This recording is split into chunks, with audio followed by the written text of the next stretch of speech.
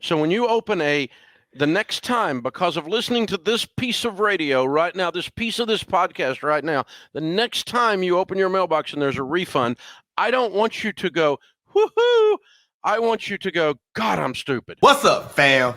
It's your boy, and you already know what time it is. Welcome into Craig Reacts, man. We're going to get into it with Dave Ramsey and talk about, is he correct in looking at how to withhold your taxes? Or should you be looking for that juicy tax refund that's due to you at the end of the year?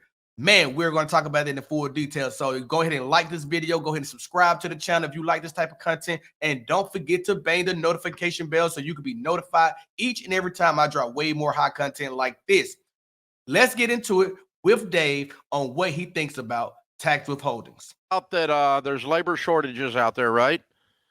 Y'all found out that there's disruption in supply chains, right? Y'all found out that the IRS went completely bonkers and just quit working altogether during the pandemic, like for 2 years, right? Now, these are all facts. Dave's is coming directly to the point of how you're seeing so much stuff going on in the economy that you can't control. But basically, the one thing that you do get to control is how much you're earning on your payroll and how much you're sending to the government. We're going to get into a lot more details on this, but pay attention to how he's lining up the methodology of what you should be considering. You can't control the supply chains. You can't control when the IRS comes back to work and actually decides to send you your money. You can't deal with anything dealing with the inflated prices of oil. These are the things that you need to pay attention to. You can't control everything, but you can control the little bubble that you actually operate in, and you need to be the one that's in charge of your finances. So here's the deal. Weird tax seasons for the last couple of years, you bet. The IRS at this moment is sitting on 20 million tax returns that are unprocessed. Comment down below.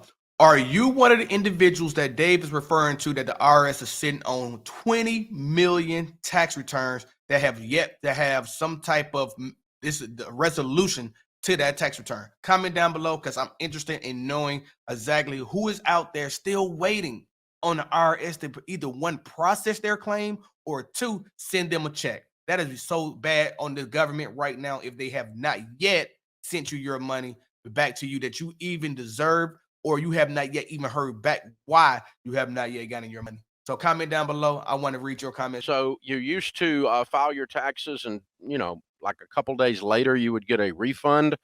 Some of you have been waiting on a refund for as much as 10 months now. Yeah. So your little refund program's not working for you.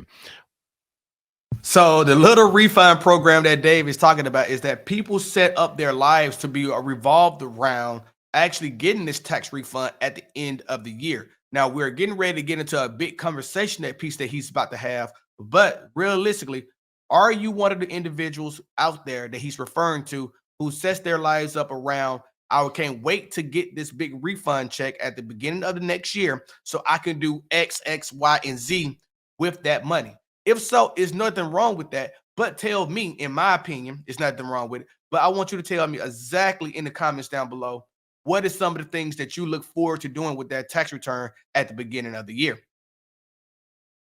Which brings us to the subject that refunds are not free money. They're not a gift from Washington, D.C.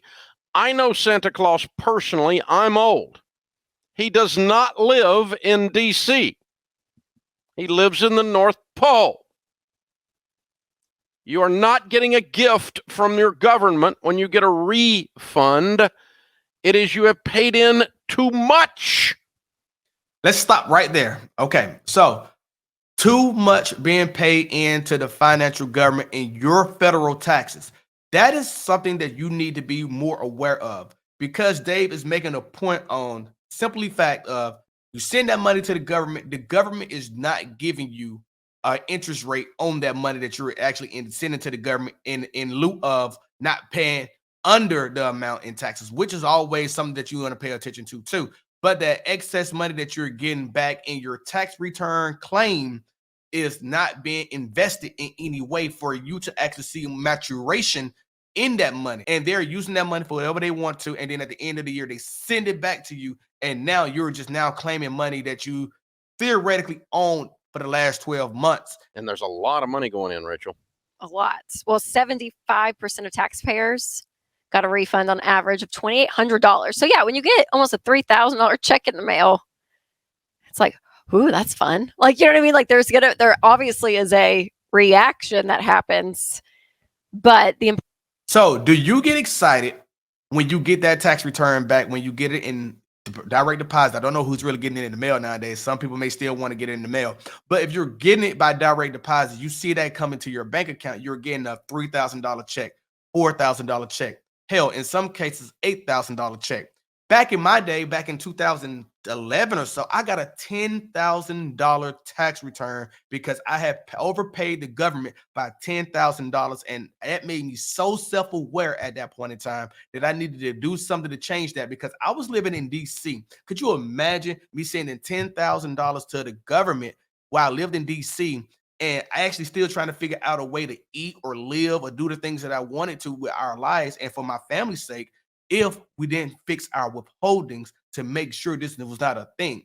So be aware of where you're at and what you're in, the type of environment that you're in, where you could actually invest type of money like that early and often, like we always talk about on this channel. Important thing there is remembering, like, that's your money that could have been $3,000 over the course of a year to be paying off debt or to save or to use it to give or to spend even on what you want. Like, it was to be used for your life. And instead, yeah, like you're saying, it just sits channel my inner John Deloney. Whoa, are you going to be therapist Dave right now? Are there any John Deloney fans out there? If so, comment down below. Let me know. No, we need to reframe this. That's what he would say. Wow. I was like, he would say, you need to reframe your way of looking at this. You need to reframe the approach you're taking to this. So when you open the next time, because of listening to this piece of radio right now, this piece of this podcast right now, the next time you open your mailbox and there's a refund, I don't want you to go, woohoo. I want you to go, God, I'm stupid. Oh, Dave, there you go. Now, do you feel that you could be stupid for actually having a tax return come back to you? I don't necessarily agree with this logic right here, right? Because at the end of the day, the one thing that people feel is that they don't always pay their taxes up enough.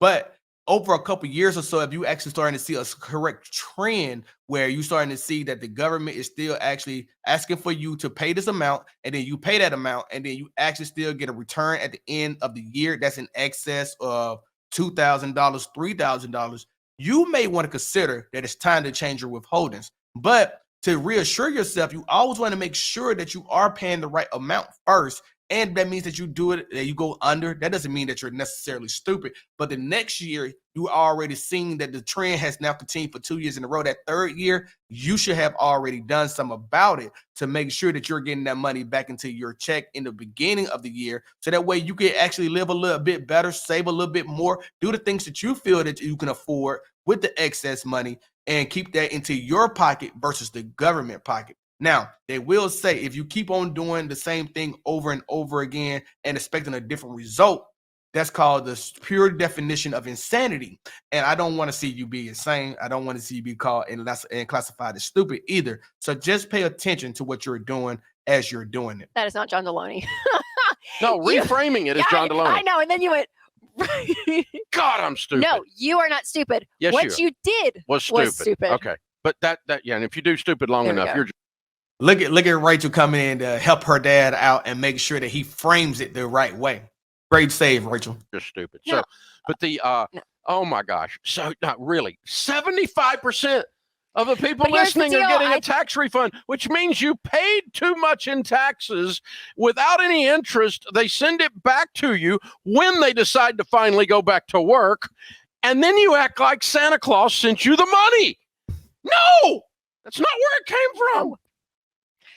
So tax refund, bad, not good. Okay, here's a question. Obviously, the ideal is to get to zero. Exactly. Is where you don't owe any and you're not getting. But getting to that exact zero can be difficult, right? Especially in the last year we've had, people are taking on side. Like, I mean, it's just everything's a little bit wonky still. Would you rather someone owe a little bit and have money in savings that they pay, or would you rather a tax refund happen? Well, I mean, I want to get it down in the $100 range one way or the other. This is a great question by Rachel. Dave is going to give us his explanation, and then I'm going to expound upon it a little bit more after that. And it's difficult, yeah. but it requires a little effort. But the first step of that effort is to reframe the argument and go, tax refund stupid, not good. Okay, so now once we get that reframing done, we go, I've loaned the government money and they paid me no interest. And then they gave it back to me when, by God, they decided to finally come back to work. And so, you know, and 75% of you got $3,000. That's $250 a month. And you have a tight budget and you're whining about gas prices and you're worried about the cream cheese at Publix, right, Rachel? $2,800. That's $250 a month too much coming out of your taxes. How do you adjust for that? There's two ways to do it. One is the simplest, easy way is if nothing has changed in your life, you are still in the same tax bracket, you haven't had a baby, you didn't start a side hustle, something's not different from last year, then just adjust your withholding by $250 because you're probably getting exactly the same thing back. So just adjust it by that amount. Just go into payroll and go, I get $250 too much. If your average was $2,800. If you had a $3,000 refund, that's $250 a month. Okay. Yeah. If you had a $4,800 refund, that'd be $400 a month. Adjust it to where you get no refund. Now, if something's changed, then what you do is you jump in and just do a tax return and act like what's going on. And then you can predict what your taxes are and then make sure that amount is being withheld. Okay, so let's talk about what Dave has now mentioned here and gave you a lot of clarity on at this point in time. He's talked about how, okay, if you are getting a $30,000 tax return check, $250 extra into your check each month is going out.